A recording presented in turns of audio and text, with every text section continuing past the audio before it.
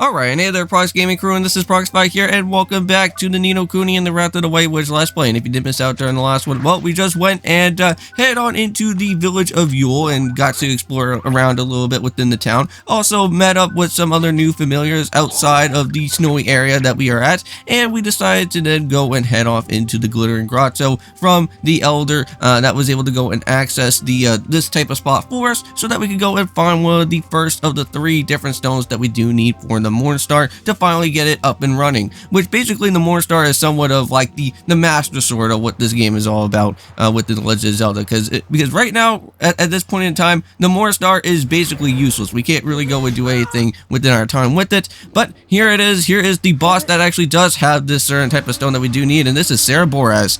Now, this guy, I want to say, is fairly easy if you do have the right type of correcting items and also with the familiars that you do need. Now, majority of what this battle is going to basically pertain is that you want to actually go and use anything fire related to this guy, because basically if you have like slash and burn, which that is a really nice good type of move that you can actually go and give to one of your familiars, such as of course we do have out here with well, of course with King as well. He does have the slash and burn move, which actually be able to do quite a bit of significant amount of damage to that guy. Not only that, but we also do of course have out here with Bighorn as well, one of our other familiars, which that does have the other type of fire move that is somewhat actually pretty handy. Now, majority of this type of part that I am going to do as well is that for Swain is that I'm going to kind of use him somewhat in the background. You know, I'm going to kind of use him as just like using the sharpening up the different moves for what Oliver and Esther are going to be using for majority of what this battle is going to happen.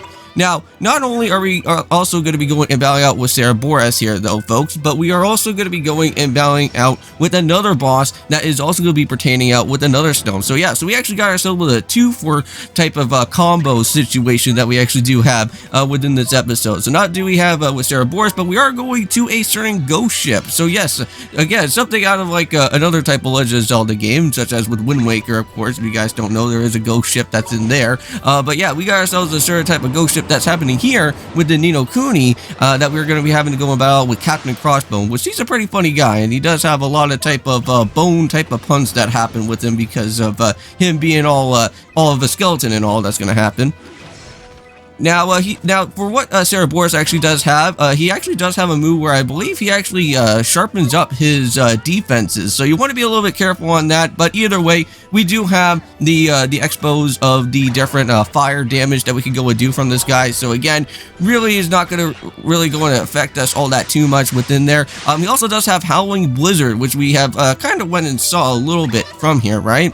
And that move actually does do a little bit of some damage. We've already seen the Blizzard move from before within the Glittering Grotto, because we've seen one of the other different forms of one of those other enemies that we saw back over at the Alma Moon Desert. I believe there is an ice type form of one of those guys there.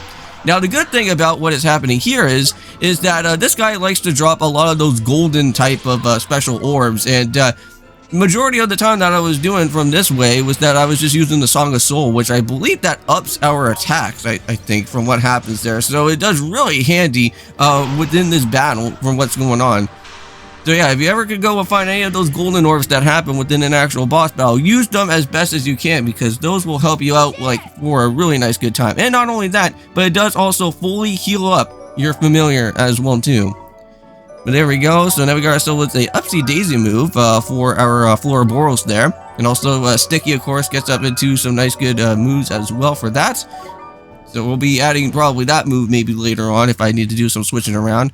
Yeah, unfortunately, I haven't really added in any type of new trick slot yet, so we'll have to wait until that actually does happen. But we do have the Star Stone now. Pretty nice, if I do have to say so myself. And we do have something good for the Wizard Companion book as well, to learn a little bit more about what Cerboreas is all about. Now, I don't know if I already went and said, but you guys should be able to go and see that there is Super Mario Galaxy within our time of these 2 videos, and hopefully you guys will be able to go and check out on that. I will be doing something a little bit different, though, however, within the other co-op series that are going to happen, because just recently, I just went and bought a USB splitter cable, and what that is going to do is that I'm actually going to hook up 2 different microphones with each other, And I know that before we went and did this the last time, and I know that we had a little bit of some certain problems that was going on because for some reason there was a little bit of some echoing between each other. But I think I found out a solution, is that if I buy a USB splitter and then also use the splitting type of audio cable that I do have, that I currently am using with me and my friend Kevin, we actually do have both of the audios together so we can actually hear what the sound of the gameplay is going on. But if I just kind of do everything like normally within the audio and then just kind of split the two microphones together and then put it onto OBS, I think we should at least be somewhat good, right? And hopefully you can at least be able to hear Kevin a little bit better. And not only that, but he will have his own microphone to actually be able to go and talk through it as well too, without having to worry about having to bend over and try to go and talk through the microphone that I currently always use throughout most of my different episodes that I do on this channel. But there we go. So it looks like we're going to be heading back to Yule. Now, what we're going to be doing here is that if you guys do see, most of my guys right now at this point in time are like very low in the health right now, and I don't really feel like having to go and burn out more of my medicinal items that I do have because it is pretty costly. And not only that, but after getting a little bit rested up here, we are going to have to go and jump into another one of these bounty hunting missions. And I know that you guys have been probably wanting to go and see another type of bounty hunting mission here. So we are going to go and do one. I think this is going to be the Sleigh Bell to Hell one. I think that's going to be the one that I believe we're going to be heading off to. So we'll have to go and see what that is going to be happening from there. And I will have to go and try to claim that bounty, I want to say afterwards, probably off recording on my own time.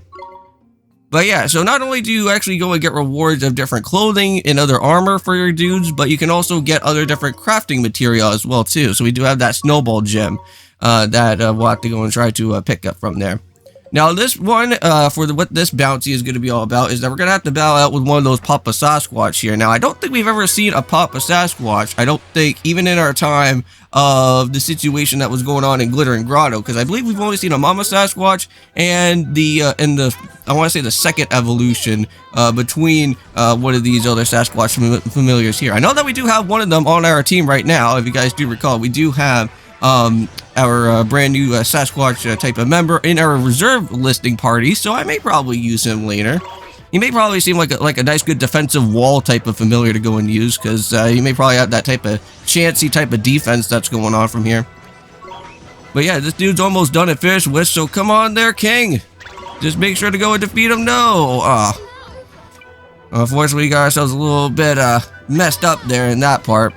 Yeah, and also too, mind you, King, of course, or I should say Dynamite, our familiar that's on our team, does have a super effective weakness against the ice typing moves. So you want to be a little bit cautious with having to go and use him around majority of this type of snowy region that goes on from here. But anyways, we're almost done and finished off with, so there we go. We keep on just doing this with our bighorn guy, we should at least be somewhat set and be able to go and hopefully bring him down. I need to say that Moore is doing a really good job.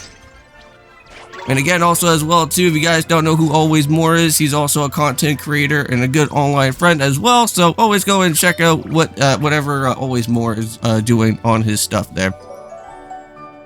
So there we go. Sticky's all the way up to level 25, or level 29. Sorry, not level 25, but 29. But that's pretty good. Hopefully try to boost up Sticky a little bit more, because then we can at least try to bring him up into the level 30 rankings there. Because once we start bringing him up into the level 30s, I want to say he should at least be getting at least the power that we do want, and then we can go and use him for majority of the battles that are going to happen.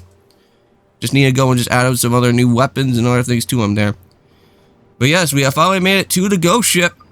And now this is not just any type of ghost ship. This is going to be known as the Gallon. Yes, and for what the actual guy that runs the ship here of our own boat, this is the Ghost Gallon type of ship, and does seem pretty ominous, if I do have to say so myself. That's a lot of cannons and everything on there. I think Luffy will probably be a little bit jealous just trying to see what this type of boat actually looks like. Yeah, like so many different cannons and so many things that like they're ready for the battle right here.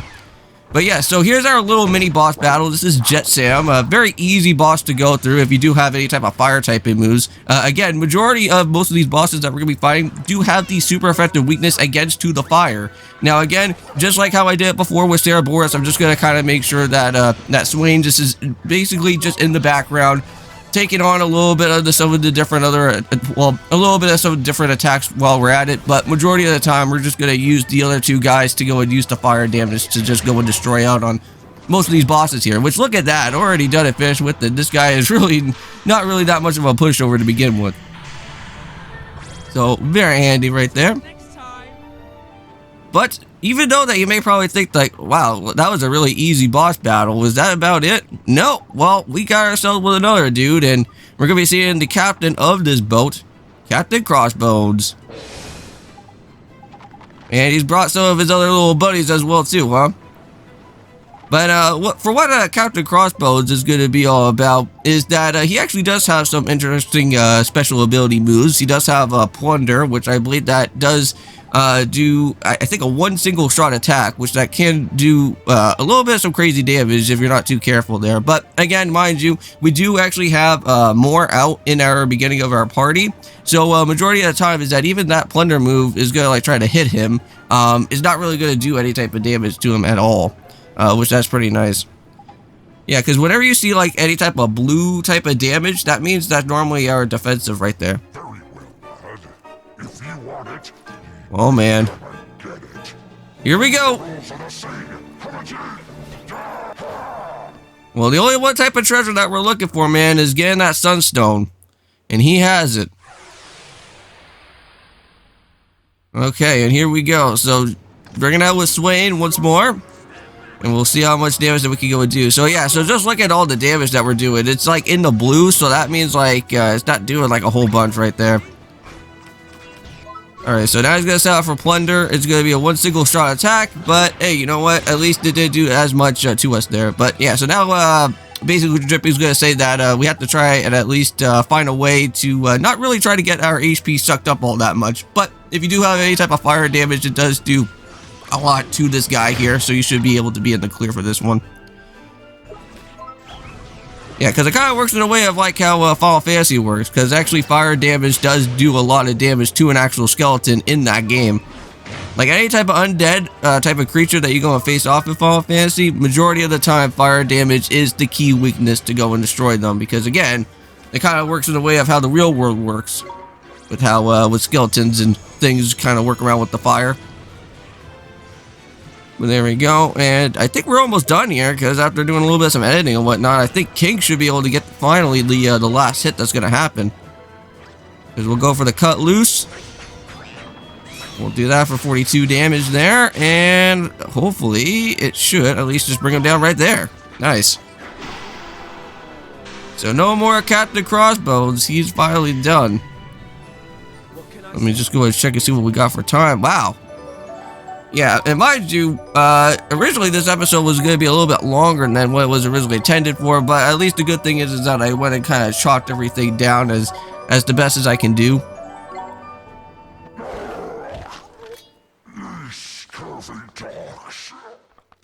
That's kind of scary.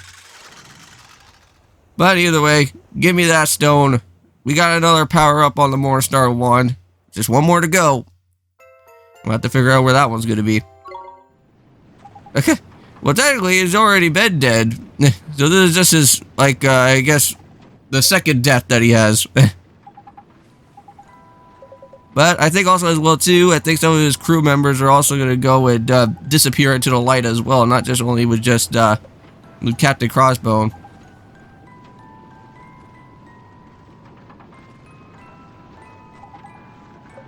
It's too bad that there's not any type of voice acting with what he's talking about here, I guess. Maybe since he's already been knocked out already. And here they go. They disappear into the lights, never to be seen again. But I want to say at this point in time, we're going to end off the episode here, so I'll see you guys in the next one. And of course, peace.